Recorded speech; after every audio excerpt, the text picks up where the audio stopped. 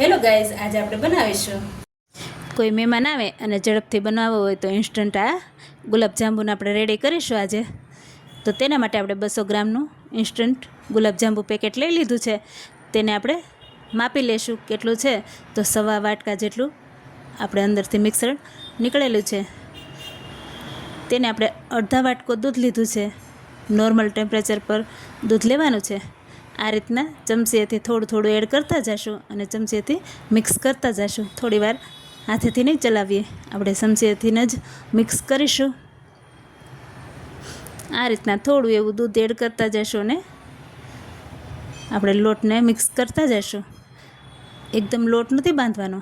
આ રીતના તમારે એકદમ સરસ એવું થીક એવું બહુ ઢીલું નહીં બહુ ટાઈટ નહીં એવું મિશ્રણ થઈ જાય ત્યાં સુધી આપણે દૂધ નાખીને રેડી કરી લઈશું. ત્યાં સુધીમાં આપણે થોડી વાર સાઈડમાં રાખીને એક વાસણમાં આપણે ચાસણી બનાવી લઈશું. તો તેમાં આપણે 1.25 કપ ખાંડ નાખેલી છે અને 1.25 વાટકો ખાંડ નાખી તેને 1.25 વાટકો પાણી એડ કરેલું છે. બંને મિક્સ કરીને ધીમા ગેસે આપણે ઉકળવા રાખી દીધું છે. ખાંડ ઓગળે ત્યાં સુધી આપણે ધીમા ગેસે ઉકાળી લઈશું. આ રીતના ગેસ ધીમો હતો તો આ રીતના બધી ખાંડ ઓગળી ગઈ છે.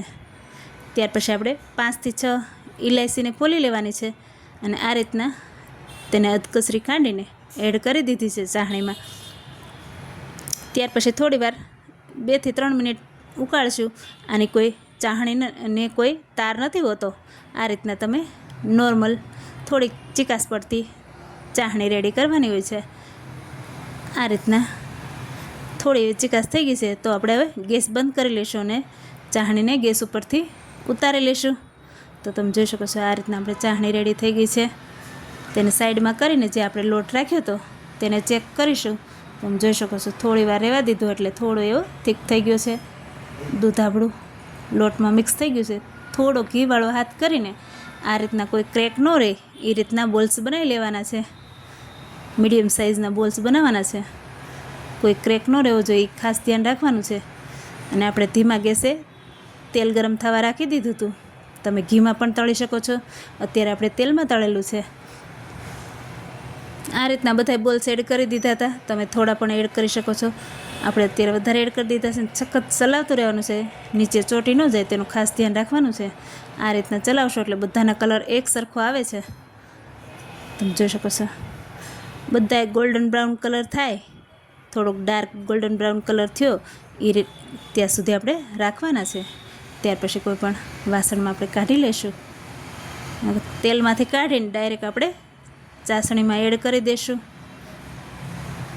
આ રીતના આપણે ગરમા ગરમ ચાસણીમાં જ એડ કરતા જઈશું.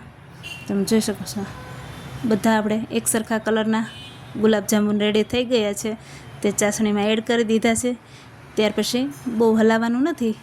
તેને કોઈ પણ વાસણથી ઢાંકી દઈશું. ઢાંકીને અડધો કલાક રહેવા દેશું એટલે ગુલાબજાંબુ આપણી ચાસણી છે તે પીને ફૂલી જશે. તમે જોઈ શકો છો અડધો કલાક પછી તમને હું બતાવું છું તો ચાસણી આપણી ગાયબ થઈ ગઈ છે અને ગુલાબજાંબુ ફૂલી ગયા છે. તો ત્યાર પછી મેં થોડી ચાસણી બનાવીને ઉપરથી એડ કરેલી હતી અને પિસ્તાથી ગાર્નિશિંગ કરેલું છે.